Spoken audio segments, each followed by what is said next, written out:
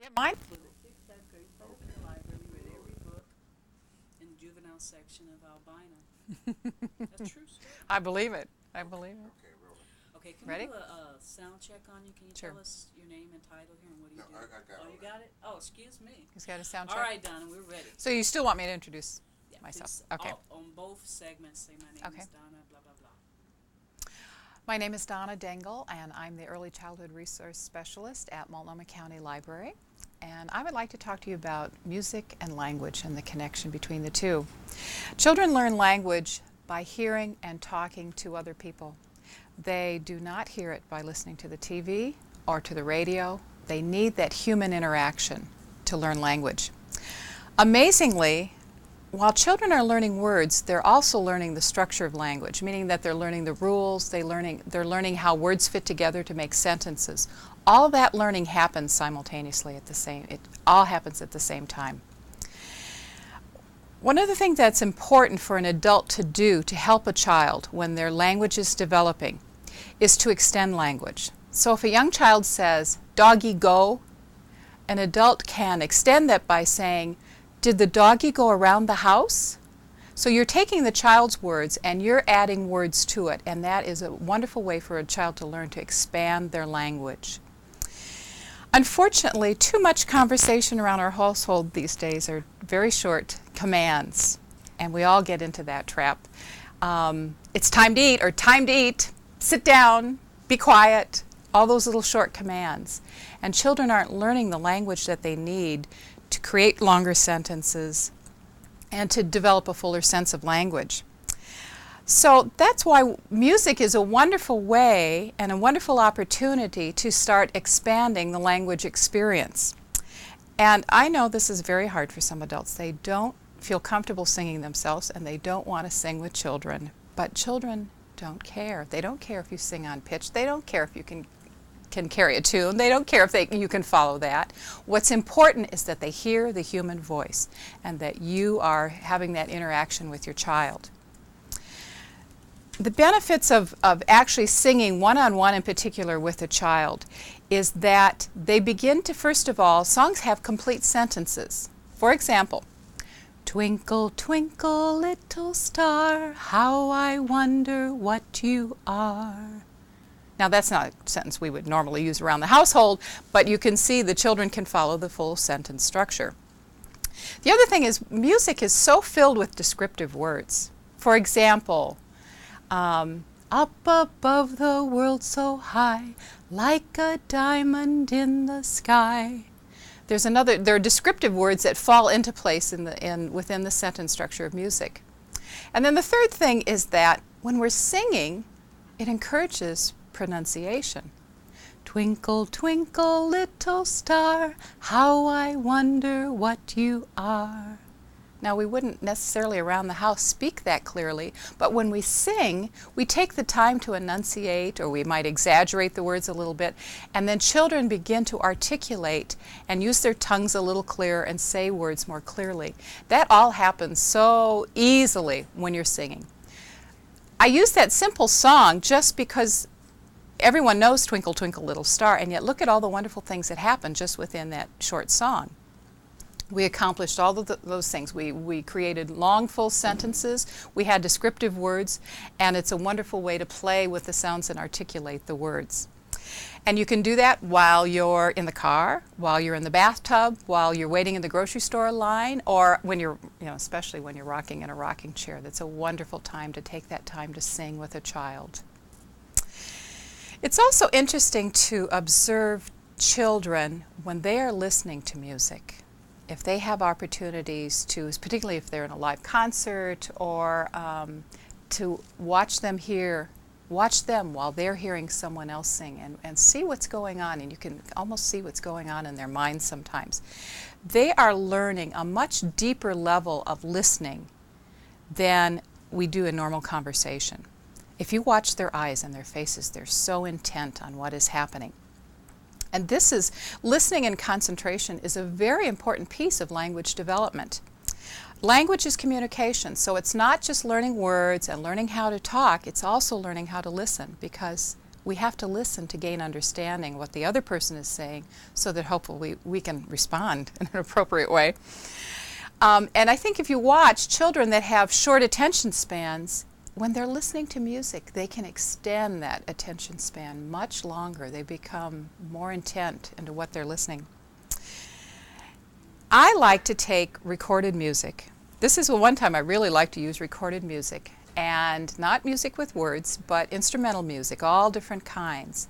And I'll listen to it for myself first and to help children kind of get over and get the idea of things. And I'll listen to the music and I'll think, what kind of animal does this music remind me of? Either the animal's sounds or the animal's movements. And then I'll play it for children and I'll express to them my concept of what I'm hearing in the music in terms of an animal. Animals are so easy because of their action and interaction. And then I'll play another piece and ask them to stop and just sometimes close your eyes and then get the vision in your head of what kind of animal you're seeing in the music.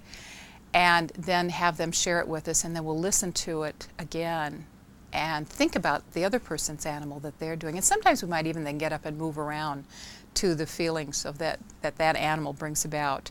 It's fun to do that with, you can use classical music, you can use jazz music, you can use all kinds of different instrumental music that brings about so many different images. Now this may not sound like a language exercise, but it truly is, because it's getting people and young children to listen and think more deeply about what they're hearing. Then they can carry that over when they are listening to words in conversation. And it's fun. It's a fun thing to do, and it encourages that listening and listening carefully. What about rap? Ah! Okay, I'll bring Okay, that I up in like rhythm. this. Okay? Keep Okay. rolling, please, Mr. Killingsworth. There are many aspects about music and language that cross over, but two that are particularly important to me, I think, are pitch and rhythm. There is nothing more boring to listen to a person that never changes their pitch or keeps the same rhythm in their language. We'd all go crazy listening to that, and unfortunately there are some people who do talk that way. So to encourage children to through music, to change their pitch and to change their rhythm in their language makes language more interesting. Singing forces us to change pitch. So if we sing, "Eensy weensy spider went up the water spout," we're going up and down the scale as we sing the song. We use that pitch in language to emphasize a word. I go up when I want to emphasize it, or to show the structure of language so that my pitch goes down when I end the sentence. So we use pitch all the time in language to make it more interesting. Now, like music, words and language also have an underlying rhythm between them. Even when we're just speaking normally, you can hear the rhythm below us. We can speed it up when we want to talk faster and emphasize something, or we can also slow that underlying rhythm down. We're not emphasizing each word. There's an underlying rhythm. That's why not only listening to music, but poetry and rhythmic speaking is so important. And rap is so popular now, and I feel like it's a very natural outpouring of that sense and need that we have for putting words to rhythm and carrying that through. We find it in all kinds of music and all kinds of talking. And it's fun, because it's fun to play with language and to use language. And unfortunately, there are parts of rap that people are certainly expressing themselves, and it's not necessarily appropriate for young children. But I look at poetry. Poetry is rap. Rap is speaking to the rhythm. And what it is is using the big beat that's underneath, that constant big beat, and then the words fill in all around that big beat. And it's fun to play with that, and children can make up their own rap. It's fun to take a story that they might already know and make it a rap or a nursery rhyme. And, rap is just speeding up the tempo and creating all these wonderful things around that big steady beat. Just like music, language can be fun too. You can speed it up, you can slow it down, you can make it loud, you can make it soft. You can practice it, you can play with it, you can let the words just roll right off your tongue. But it's important to always remember to listen. just got a brand new bag. Right, there's the light. That is. Oh, I should have that also. You can't tell when I'm okay. My name is Donna Dingle, and I'm the Early Childhood Resource Specialist at Multnomah County Library. Children have wonderful experiences around books if they have someone to share it with. And studies have shown that children who are read to when they're very young have much greater success in school. And now we have genuine research to prove that that happens. Those of us who have been involved with children and books have known that for a long time, but research now backs that up. And because research is backing it up, we've come to take it even more seriously and to understand what is happening for a child when someone is reading a book to them. It increases their listening skills. It stimulates their imagination when they listen to a story. I'm the one who's supposed to cough here. Excuse me. I'm sorry. Okay, now remember. Take two. Yes. My name is Donna. Oh, from there. Okay. Good. I kind of stammered around that stuff. You can tell I haven't prepared this one. I'm going in circles already. My name is Donna Dingle, and I'm the Early Childhood Resource Specialist for Multnomah County Library. Wonderful things can happen for children around a book when they get to share it with an adult. Research has shown us now that children who are read to very young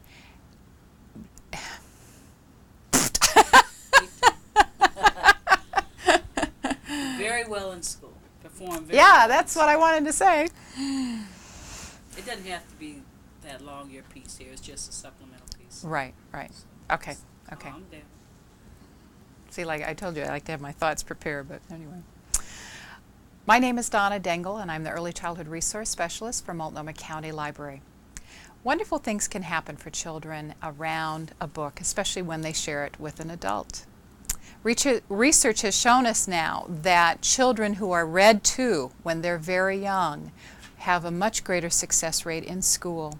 And we who worked with children and books have known that for a long time, but now what research has shown us makes it more imperative that people read to their children when they're young. What happens for a child when they're having this experience of listening to someone else read to them? First of all, it increases their listening skills and abilities. It makes it more acute. They learn to listen to the meaning of the words. They form pictures in their minds, and that stimulates their brain and their mind to create new things in the future too. It also helps down the road when they're sitting there in the classroom and listening to a teacher. They are used to sitting and listening to language, and it helps them focus and understand what that teacher is talking about later on. But what is special for the child and for the adult is the relationship that can be built around reading and that moment together when an adult and a child are sharing a book. Our lives are very busy, they're very hectic, and we don't often take the time just to talk and listen to our own children, to have that conversation with them.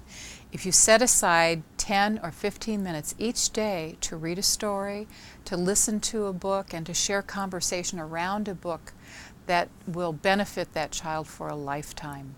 And hopefully that child will become a lifelong reader and a lifelong learner. To get started with reading to your child, if you're not already doing this, if this isn't part of your routine and you want to make it part of your routine, there are a few things that are helpful to know. You don't have to read a book word for word and then set it aside. What is particularly beneficial is the conversation and the language that happens around the book. So that's why some books are written without any words at all, and they create wonderful stimulation for conversations. One of my favorite books is Hanimations, because they use makeup to create animals just from a person's hands, and wonderful conversation can come about just looking at the pictures in this book. And it gives an opportunity for a child to create a story just from the pictures that they see. Most word books are like that. They sometimes have a full story with no words at all, and a child gets to make up and understand and look at the illustrations and try to figure out the meaning. There are very simple books, too, that whether they're alphabet books or concept books, we call them, around. This one happens to be colors, and it talks about the impressions of the color red. And it reminds us of the toys and the things that we have around our household and the beautiful colors that are related.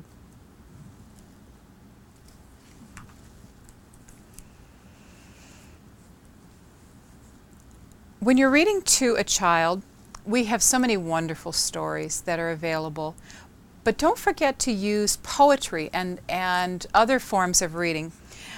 Earth Songs by Livingston uses very short little poems. Waters bathe me, splash over my shores, putting down from springs ribbon streams, gleaming with rills, hurry downwards dashing, splashing. Rivers rise, blue swells leap high, dry up my waters. I turned to the wrong page. That's a terrible poem, and I will die. I'm not going to read that one. Hot volcanoes breathe in me, my back blackened with cinders, scars of old fires, pyres of ash. My red mouth and throat burn, churn with hot. Let's not do that one. Okay, that was bad too. How about mountains rise above me?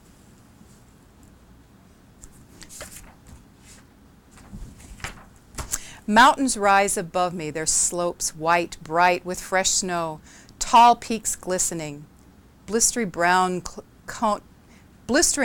domes. Can I start over? Let's use another book. I love these poems, but it's not working. Yeah, that's not a good old. That must be Linda. Yeah. We're talking about stories. Yeah, we're gonna. Yeah. Besides looking for books that have wonderful stories, and there are so many of them out there, don't forget to choose one that you remember from your past. If it's interesting for you as an adult, it will be interesting for the child. One that you might remember from when you were young is The Snowy Day by Jack Keats. Beyond the storybook, think about the books that have rhymes and rhythm to them. Sheep on a Ship is a wonderful play with words, and children love to hear these stories because they twist and they're humorous. Sheep sail on a ship on a deep sea trip. Do that again. Sheep sail on a ship on a deep sea trip. Waves lap, sails flap. Sheep read a map, but begin to nap. Dark clouds form a sudden storm. It rains and hails and shakes the sails. Sheep wake up and grab the rails. Waves wash across the ship. Waves slosh, sheep slip. Decks tip, sheep slide. Sheep trip, sheep collide. Winds whip, sails rip. Sheep can't sail their sagging ship. They chop at mast to make a raft.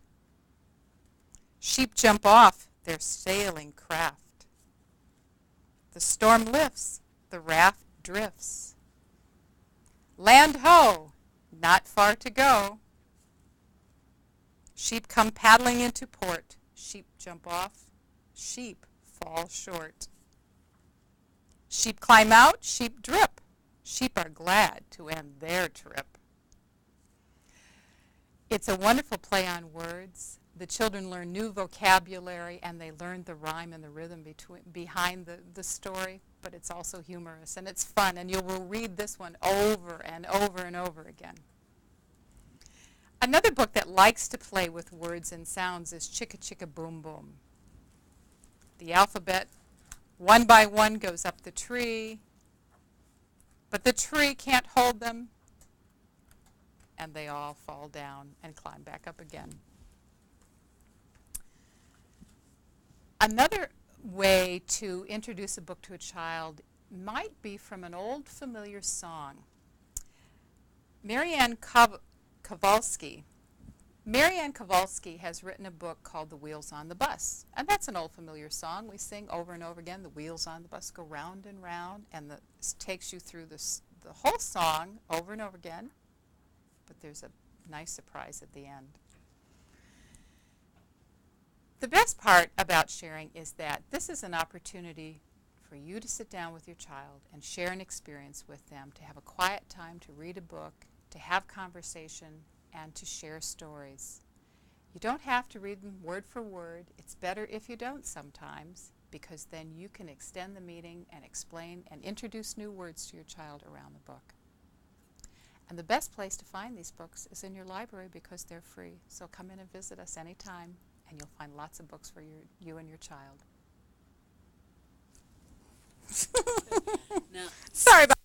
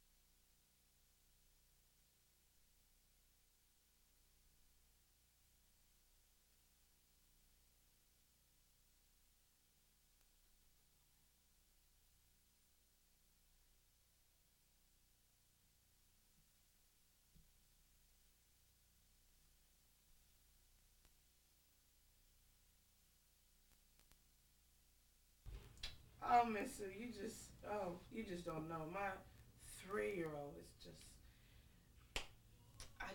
I don't know what to do. I try spanking him, and it's just not working. I'm at wit's end. I'm just going crazy. Go. I'm just at wit's end, Miss Sue. I don't know what to do with my 3-year-old. He's just driving me crazy. Calm down and let's talk about it. When you say he's going crazy, what are you talking about? What are the specifics? He's driving me crazy, Miss Sue. What is he doing? He has temper tantrums. He tests my nerve to the limit. If I tell him don't do something, he'll go do it anyway and just try me out. We went to the store the other day, and he wanted some candy. You know, kids love candy. So I said, no, Brandon, I'll get you some candy later. He threw a fit in the store, and I had to spank him right there in the store. And the people was probably going to call CSD, but I hurried up and put my stuff down and ran out of the store. I didn't even want to deal with it.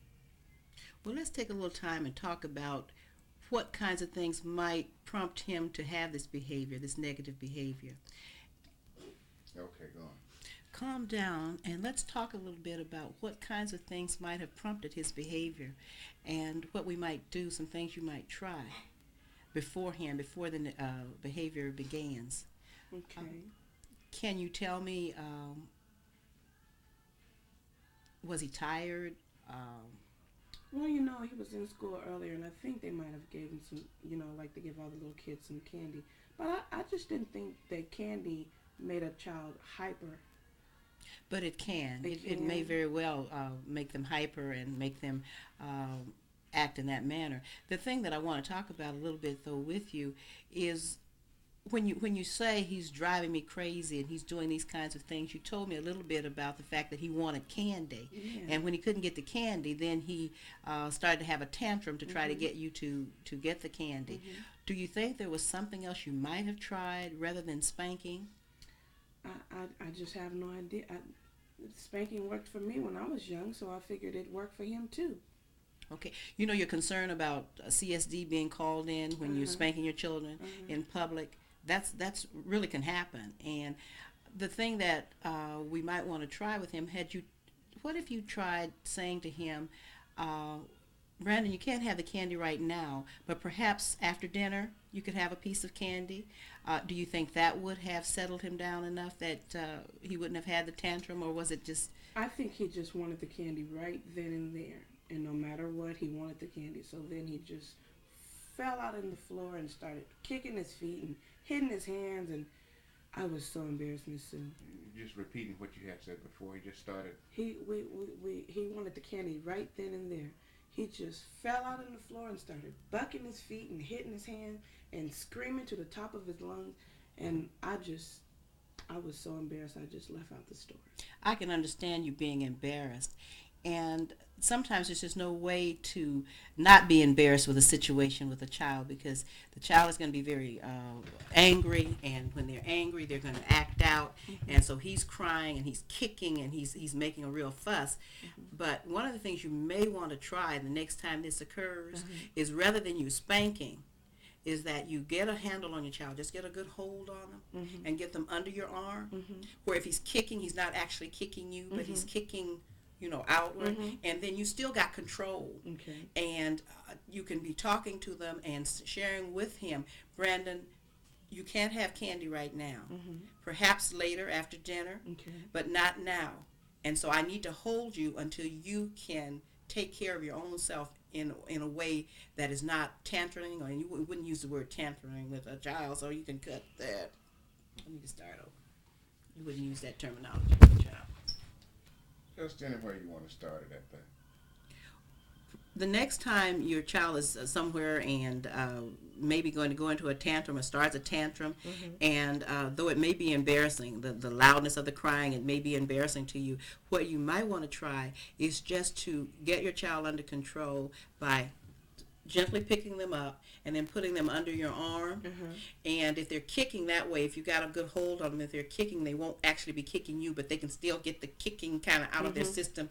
And as you're doing that, talk to your child. Say to him, Brandon, I'm holding you, and I know you don't want me to hold you like this, but I need to do this because I need for you to settle down, and when you can stand, I'll let you down. Okay. And you may even say to him, I'm not going to let you have this candy now. I want you to have candy. Perhaps you can have some candy later. Okay. But I need to see that you know how to behave. Okay. And see if that'll work for you. Okay. Now, I had another question. This happens all the time. Hold that there. Happen all the time. Another question. Happen all the time. Okay. I have another question. It happens all the time. When I tell Brandon, don't do this, Brandon, and he'll come back and he'll do it again, and he just repeats the same performance. I said, Brandon, I told you don't do that. Brandon, don't do that. It's the same thing, and that makes me so frustrated and so aggravated. But it's like a game to him. He just keeps on and on and on.